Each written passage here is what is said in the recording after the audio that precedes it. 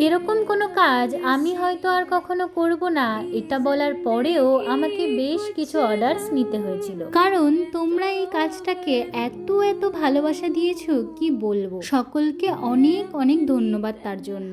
যদিও আজকের ভিডিওটা কোনো টিউটোরিয়াল ভিডিও নয়, আমার এই দুটো অর্ডার যাওয়া বাকি ছিল, তাই ভাবলাম প্যাক করার সময় তোমাদের সাথেও সেটা শেয়ার করি। কারণ একটা টাইমে আমি যখন নতুন নতুন অর্ডারস নেওয়া শুরু করেছিলাম তখন আমার অনেক সমস্যা হতো এটা ভেবে যে আমি পাঠাবো কি করে। তোমার হাতের কাজটা সুন্দর হওয়ার সাথে সাথে তুমি সেটাকে কিভাবে প্যাক করে পাঠাচ্ছ সেটাও কিন্তু অনেকটা ম্যাটার করে।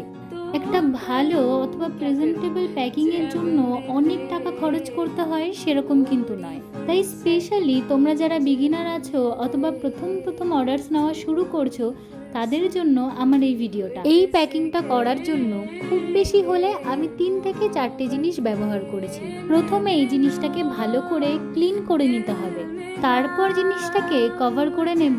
প্রথমেই কিন্তু প্যাকিং ব্যাগের মধ্যে ঢুকিয়ে দেব না। এরপর যথারীতি একটা থ্যাংক ইউ কার্ড এবং একটা থ্যাংক ইউ স্টিকার খুব প্রয়োজন। যদি এটা তোমার ফার্স্ট অর্ডার হয় তাহলে দরকার নেই, তবে যখন তুমি 2-3টে অর্ডার নেওয়া শুরু করবে তারপর থেকে তুমি এক এক করে এগুলো জোগাড় করে নিতেই পারো। আর তাছাড়া থ্যাংক ইউ কার্ডগুলো যে তোমাকে আলাদা করে কিনতে হবে এমনটা কিন্তু নয়, তুমি নিজেও হাতে বানিয়ে নিতে পারো। সেটা কেনা থ্যাংক ইউ কার্ডের তুলনায় কোনো অংশে কম হবে না। আমার যেহেতু প্রত্যেকবার থ্যাংক ইউ কার্ড তৈরি করা নিজের হাতে সম্ভব হয় না, তাই আমি এগুলো আলাদা করে কিনেই নিই। তারপর আর কি, নিজের মতো একটু সাজিয়ে ভালো করে এই প্যাকিং ব্যাগগুলোর মধ্যে ঢুকিয়ে দিলেই হলো।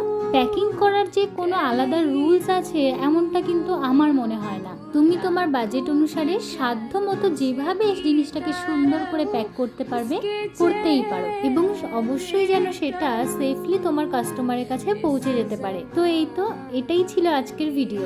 এছাড়া তোমাদের আরও কোনো ডাউট থাকলে তোমরা কমেন্ট করে দিও, আমার পরের প্যাকিংয়ের ভিডিওতে আমি সেগুলো কভার করার চেষ্টা করব। আর এই ভিডিওটা একটুও হেল্পফুল মনে হলে অবশ্যই একটা লাইক শেয়ার কমেন্ট করে জানিও। দেখা হচ্ছে খুব তাড়াতাড়ি আরও একটা সুন্দর ভিডিওতে। ততক্ষণের জন্য টাটা।